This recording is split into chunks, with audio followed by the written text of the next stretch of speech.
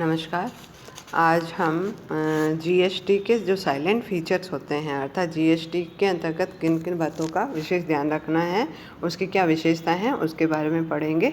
तो सबसे पहले आपको दे रहा है supply will be taxable event, अर्थात जो वस्तु बेची जाएगी या सेवा दी जाएगी, अर्थात वस्तु या सेवा की आपूर्ति होने पर ही इस प्रकार का टैक्स क्रिएट होता है। अर्थात ये टैक्स तभी क्रिएट होगा या ये टैक्स तभी दिया जाएगा जब कभी वस्तु अथवा सेवा की पूर्ति की जाएगी। सेकंड वन है destination based tax. Destination based tax माना यह टैक्स उस राज्य को प्राप्त होगा जिस राज्य में वस्तु या सेवा का गंतव्य स्थान है या डेस्टिनेशन है, अर्थात उसी राज्य में यह जो टैक्स होगा या टैक्स के रूप में जो लाभ प्राप्त होगा वह उसी राज्य को मिलेगा जहां पर वस्तु अथवा सेवा या सर्विसेज का यूज किया जाएगा या उपभोग किया जाएगा, जो जहां पे वस्तु पहुंचेगी। थर्ड वन है आपके dual taxing structure. Dual taxing structure का मतलब है कि वस्तु ये गुड्स एंड सर्विस टैक्सेस का जो है वह केंद्र और राज्य दोनों का एक साथ में अधिनियम बना सकते हैं, अर्थात अंतर राज्य जो वस्तु या सेवा, अर्थात जिसको हम एक राज्य से दूसरे राज्य के अंतर्गत वस्तु को आदान प्रदान करते हैं, तो ऐसी स्थिति में हम सेंट्रल जीएसटी भी लगाएंगे और एसजीएसटी भी लगाएंगे, अर्थात दोनों के टैक्स एक साथ में चलेंगे। इसी प्रकार से अगला पॉइंट दे रहा है इंटीग्रेटेड जीएसटी। इंटीग्रेटेड जीएसटी का मीनिंग होता है कि जो हम जैसे inter state goods and service supplies जो की जाती है उसके पर जो लगाया जाता है वह इंटीग्रेटेड जीएसटी कहलाती है। फिर आपको दे रहा है स्लैब रेट। स्लैब रेट मैंने अभी थोड़ी देर पहले बताया था कि जितने भी उपभोग की या सर्विस, जितने भी यूजफुल सर्विसेज एंड गुड्स हैं उन सबको 5 भागों में बांटा गया है और 5 भागों में बांट करके अलग अलग उसकी टैक्स की या जीएसटी की स्लैब बनाई गई है। वह स्लैब जो बनी हुई है वह 0%, 5%, 12%, 18%, 28%।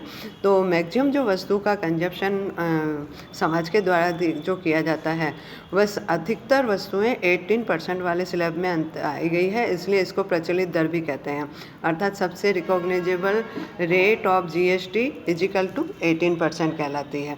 अच्छा, कुछ एक्सेप्शन हैं कि जैसे गोल्ड है, गोल्ड के संबंध में केवल 3% ही जीएसटी लगाया जाता है और गोल्ड के ऑर्नामेंट्स हो तो 5% टैक्स लगाया जाता है। नेक्स्ट पॉइंट कह रहा है threshold exemption limit. Threshold exemption limit का मीनिंग होता है कि जो छोटे व्यवसायी हैं, जो छोटे व्यापारी हैं, जो कि जिनका सेल आउट या जिसको टर्नओवर हम कहते हैं 1 वर्ष में 20 लाख रुपए से कम ही हैं या 1,20,000 रुपये तक है, तो ऐसे व्यापारियों को जीएसटी के लिए रजिस्ट्रेशन नहीं कराना पड़ेगा और जीएसटी का पेमेंट भी नहीं करना पड़ेगा। और यदि ऐसे छोटे व्यापारी मणिपुर, मिजोरम, नागालैंड और त्रिपुरा के हैं तो ऐसी स्थिति में 10 लाख रुपए तक उनको इस सेवा से मुक्त किया गया है, मतलब इस टैक्स से मुक्त किया गया है। तो इनको जीएसटी के दायरे से बाहर रखा गया है और इनका पंजीकरण करवाने की आवश्यकता भी नहीं है।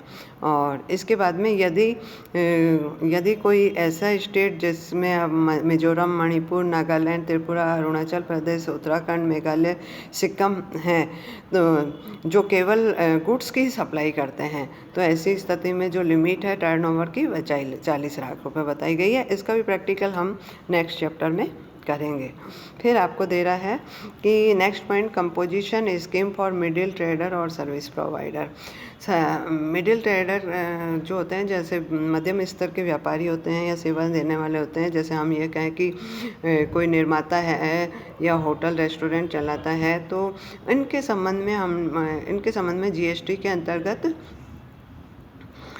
जीएसटी के अंतर्गत कंपोजिशन स्कीम को भी लागू किया जा सकता है। जब कंपोजिशन स्कीम लागू की जाएगी तो उनको आईटीसी नहीं मिलेगी। आईटीसी का मतलब होता है इनपुट टैक्स क्रेडिट नहीं मिलेगा, क्योंकि वो एक बार में एक निश्चित प्रतिशत दे करके टैक्स से फ्री हो रहे हैं।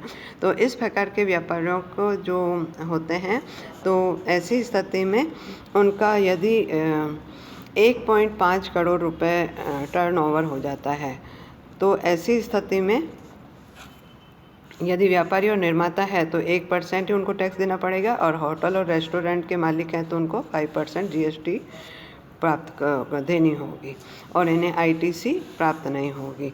इसी प्रकार से फिर आपको दे रहा है account would be settled periodical between the centre and state. अब क्या होता है कि केंद्र सरकार और राज्य सरकार के अंतर्गत आईजीएसटी एकत्रित करके आदान प्रदान होता है, जो कि इनको निश्चित समय पर आपस में निपटा देना आवश्यक है। ये भी हम आपको प्रैक्टिकली अभी प्रैक्टिकल क्वेश्चन में समझाएंगे। फिर होती है input tax credit. Input tax credit के बारे में मैं डिटेल में आपको क्वेश्चन और इसकी थ्योरी, क्योंकि इसकी थ्योरी काफ़ी लंबी है, तो मैं नेक्स्ट वीडियो में आपको समझाऊंगी। Thank you.